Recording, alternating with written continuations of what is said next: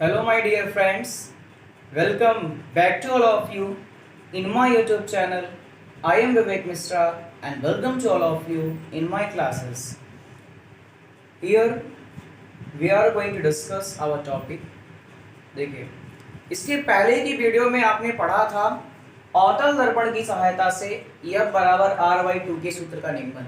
मैंने उसे बोला था अब हम अगली वीडियो में जब आएंगे तो बात करेंगे कि उत्तल दर्पण की सहायता से कैसे सिद्ध करेंगे कि फोकस दूरी जो होती है वक्रता त्रिज्या की आधी होती है। आशा करता हूँ आपने वीडियो अपने अच्छे से देखा होगा और आपने कमेंट्स भी पढ़ा था तो आप लोग को सही लगा था।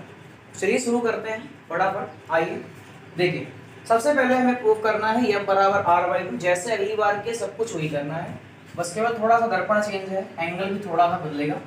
ध्यान से देखेंगे, angle ABQ, angle ABQ is equal to angle QBP। कहने का मतलब क्या है, ABQ जो है वो QBP के बराबर है, क्योंकि सर ये भी आपतित किरण है और अभिलंब के साथ बना कोण आपतन कोण, और ये भी हमारा परावर्तन कोण होगा कि नहीं होगा।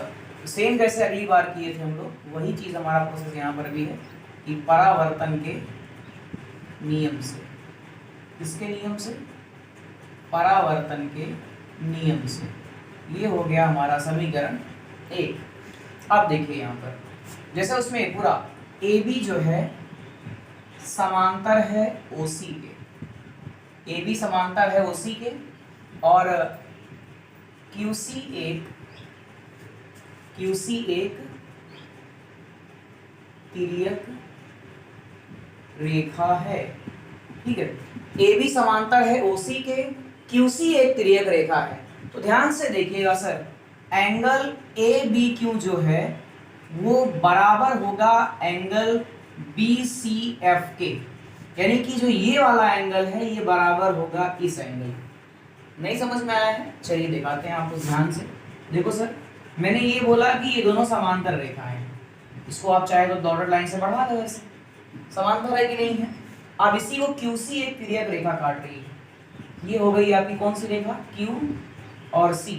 तो यहाँ पर देखो, यहाँ पर एक कोण बन रहा था BA, ये देखो, तो ये कोण और ये कोण आपस में नहीं बराबर होगा। अभी उसमें पढ़ाया था ना कि दो समांतर रेखाओं की जो तिर्यक रेखा काटती है तो उसके एकांतर अंतः कोण आपस में बराबर होते हैं, और संगत कोण भी जो होते हैं वो क्या होते हैं, आपस में बराबर होते हैं। तो यहाँ पर वही मैं लिखा ABQ जो बराबर है, ABQ बराबर है BCF के, यहाँ BCF है ये देखो, यानी कि ये कौन सा कोण बराबर हो गया, इसलिए बराबर है सर संगत कोण से। कौन से कोण से, संगत कोण से। समीकरण नंबर 2। अब देखो सर, समीकरण 1 और समीकरण 2 के दोनों पक्ष का एक साइड बराबर है कि नहीं बराबर है, तो लिख लेते हैं समीकरण 1 व समीकरण 2 से दोनों पक्ष बराबर है, इसकी अलग साइड को हम लोग क्या कर लेते हैं, बराबर कर लेते हैं। QBP बराबर है एंगल BCF के। ये हो गया हमारा समीकरण 3। बात यहाँ पर सर खत्म नहीं होगी, अभी एक चीज और देखो, देखो ध्यान से देखना सर, क्या कि एंगल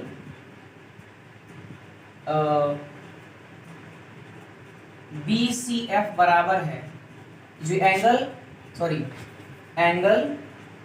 CBF बराबर है, ये एंगल CBF, यानी कि ये कोण बराबर होगा एंगल CBF बराबर है एंगल QBP के।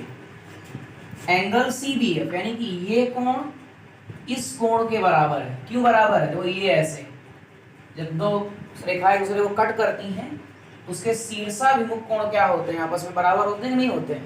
तो ये आपकी एक भुजा है ना, ये P हो गई और ये आपकी Q हो गई, और ये कौन सी होगी हमारी B, और ये C और ये F, यही तो था। तो यही मैंने बोला ना यहाँ पर, क्या CBF बराबर है QBP के। भाई देखो CBF बराबर है QBP के। क्यों बराबर है सर, शीर्षाभिमुख कोण से, शीर्षाभिमुख। तो ये शीर्षाभिमुख कोण से क्या हो गया, आपस में बराबर हो गया। अब देखो इसको भी हम लोग बना लो समीकरण नंबर 4। अब ये चीज देखो, समीकरण 3 व 4 से दोनों की देखो एक चीज, दोनों सेम वैल्यू है कि नहीं वैल्यू है, तो क्या कर लेंगे हम लोग, लिख सकते हैं एंगल BCF बराबर होगा एंगल CBF। समीकरण 3 और 4 से एंगल BCF बराबर हो गया CBF के। अपनी पुरानी प्रमेय लिख नहीं रहा हूं, ध्यान सुन लो, क्या बराबर कोण के सामने की भुजा आपस में बराबर होती है। इसके पहले के निगमन में मैंने आपको बताया था अच्छे से, तो वही पूरा प्रोसेस अब यहाँ पर करना है जो पिछले वीडियो में किया था। तो C के सामने कौन सी भुजा है, B और F, BF, यहाँ पर लिख लो BF, और इसमें B के सामने कौन सी भुजा है, CF, BF is equal to CF। उसमें मैंने छोटा सा माना किया था, क्या माना किया था, यदि दर्पण का द्वारक क्या होगा, छोटा।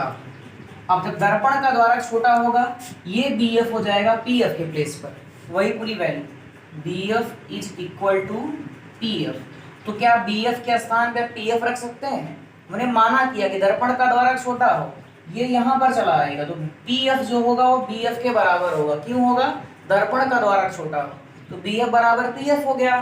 तो अब क्या करेंगे, इसको भी मन करे तो आप समीकरण बना लीजिए आराम से। समीकरण नंबर 5, तो समीकरण 5 में BF का मान, समीकरण 5 में क्या कर दो आप, BF का मान रख दो। इसकी जरूरत नहीं, इसको हम इरेज कर देते हैं यहाँ पर। तो आगे देखते हैं, अब वैल्यू रख दोगे तो PF बराबर CF हो जाएगा, ठीक है।